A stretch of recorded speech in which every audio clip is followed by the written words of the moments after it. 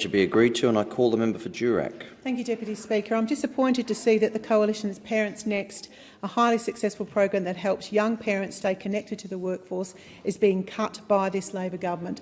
From July 2018 to February 2022, nearly 204,000 Parents Next participants have commenced a plan for education and employment, and this includes over 37,000 Indigenous parents. Another disturbing Albanese Labor Government reform is the proposed same job, same pay legislation. This extreme and ill-thought-out reform will be devastating for our economy, leading to less jobs and more economic uncertainty.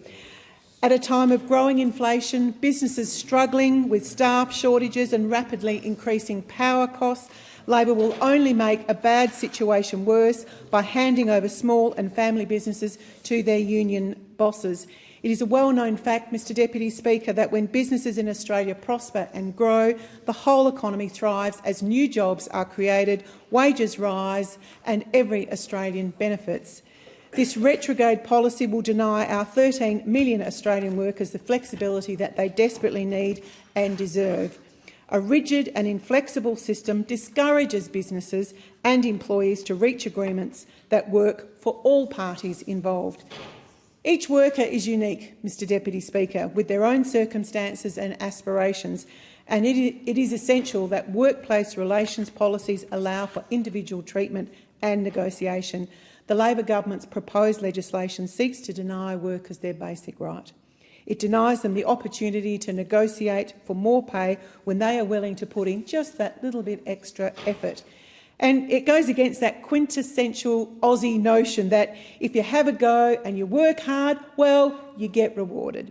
In contrast, the Coalition Government's industrial relations policies and initiatives based on cooperation between employers and employees enabled more than 1.8 million jobs to be created and a near historic low of 3.7% unemployment.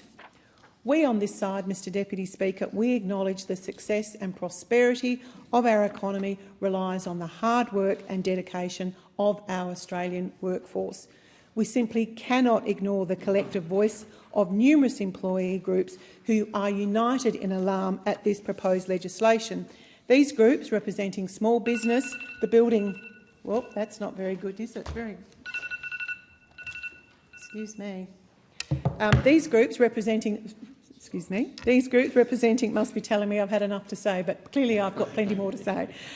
These groups representing small businesses, the building industry, the farming groups, recruitment sector, minerals and gas sectors, the Business Council of Australia and the Australian Chamber of Commerce and Industry, they all understand the detrimental consequences this legislation will have on their operations growth and the ability to create Australian jobs.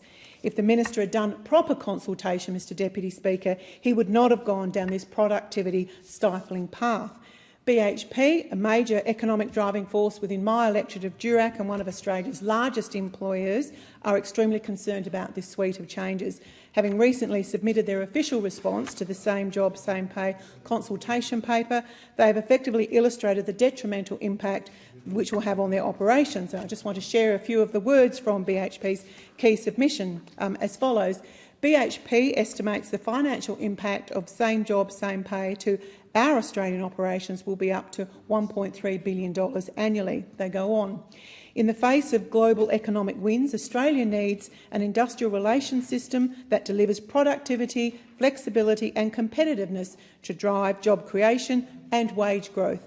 Instead, Same Job, Same Pay is shaping as a policy which is driven by ideology, not economics, and a policy which has wandered well beyond the limited circumstances of the problem it was trying to solve." End of quote. We must reject this dangerous legislation that will take away worker incentive and reduce productivity. We must instead strive for workplace relations frameworks that promote flexibility, innovation and prosperity for all Australians. Minister, given the recent national account shows that productivity has fallen 4.6 over the past 12 months, can the minister explain how the proposed Same Job, Same Pay legislation will support an increase in our nation's productivity? The question is that the proposed expenditure be agreed to.